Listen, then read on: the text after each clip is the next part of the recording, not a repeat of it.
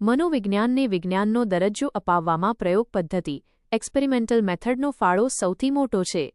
TATHS પરીક્ષા માટે આ મુદ્દો સંશોધન અને મનોવિજ્ઞાનના પાયાના ખ્યાલો સમજવા માટે અત્યંત આવશ્યક છે. નીચે મુજબ તેની સવિસ્તાર સમજૂતી છે. 1. અર્થ અને વ્યાખ્યા. પ્રયોગ એટલે નિયંત્રિત પરિસ્થિતિમાં કરવામાં આવતું નિરીક્ષણ. પ્રયોગ પદ્ધતિમાં સંશોધક પોતે પરિસ્થિતિ ઊભી કરે છે અને તેમાં ફેરફાર કરીને તેની અસર તપાસે છે. આ પદ્ધતિ કાર્ય-કારણ કોઝ એન્ડ ઇફેક્ટનો સંબંધ સ્થાપિત કરવામાં મદદ કરે છે. એટલે કે અમુક ઘટના કેમ ઘટી રહી છે તેના પાછળનું ચોક્કસ કારણ જાણી શકાય છે. 2.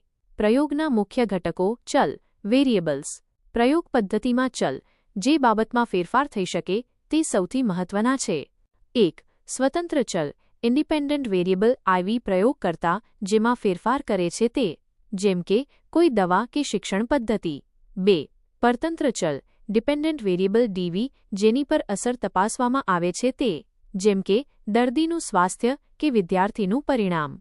3. નિયંત્રિત ચલ એક્સ્ટ્રેનિયસ કંટ્રોલ્ડ વેરિયેબલ જેની અસર પ્રયોગ પર ન પડવી જોઈએ તેવા બાહ્ય પરિબળો, જેમ કે અવાજ, તાપમાન વગેરે. આ ચલને પ્રયોગ દરમિયાન સ્થિર રાખવામાં આવે છે. 3. પ્રયોગ પદ્ધતિના સોપાન સ્ટેપ્સ ઓફ એક્સપેરિમેન્ટ. કોઈપણ પ્રયોગ વ્યવસ્થિત રીતે નીચેના તબક્કાવાર કરવામાં આવે છે. 1. સમસ્યાની ઓળખ. શું જાણવું છે? દાંત. શું સંગીતથી એકાગ્રતા વધે છે?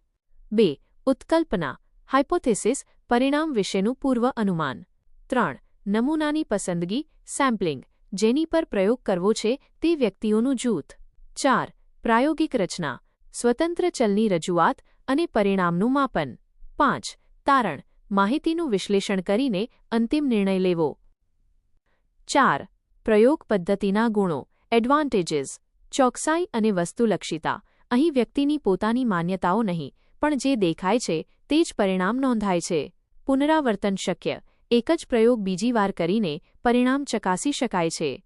કાર્ય-કારણ સંબંધ. આ પદ્ધતિથી સાબિત કરી શકાય છે કે જો આમ થશે તો આવું પરિણામ આવશે. 5. મર્યાદાઓ લિમિટેશન્સ. કૃત્રિમતા. પ્રયોગશાળાનું વાતાવરણ ઘણીવાર કુદરતી હોતું નથી, જેનાથી વ્યક્તિનું વર્તન બદલાઈ શકે છે. નૈતિકતા. દરેક બાબત પર પ્રયોગ કરવો સંભવ નથી. દાંત. કોઈને દુઃખ આપીને તેની માનસિક અસર તપાસવી નૈતિક રીતે ખોટું છે. સહકારનો અભાવ. પ્રયોગપાત્ર વ્યક્તિ ઘણીવાર પૂરતો સહકાર આપતો નથી. TATHS પરીક્ષા માટે કી પોઇન્ટ્સ. મુદ્દો વિગત. મુખ્ય લક્ષણ નિયંત્રિત પરિસ્થિતિ કંટ્રોલ. મુખ્ય હેતુ કાર્ય-કારણ સંબંધ શોધવો. ચલના પ્રકાર સ્વતંત્ર, પરતંત્ર અને નિયંત્રિત. પ્રયોગશાળા પ્રથમ લેબ 1879 વિલ્હેમ વુન્ડ. પરીક્ષામાં પૂછાઈ શકે તેવો પ્રશ્ન. જે ચલમાં પ્રયોગ કરતા પોતે ફેરફાર કરે છે તેને કયો ચલ કહેવામાં આવે છે? જવાબ સ્વતંત્ર ચલ.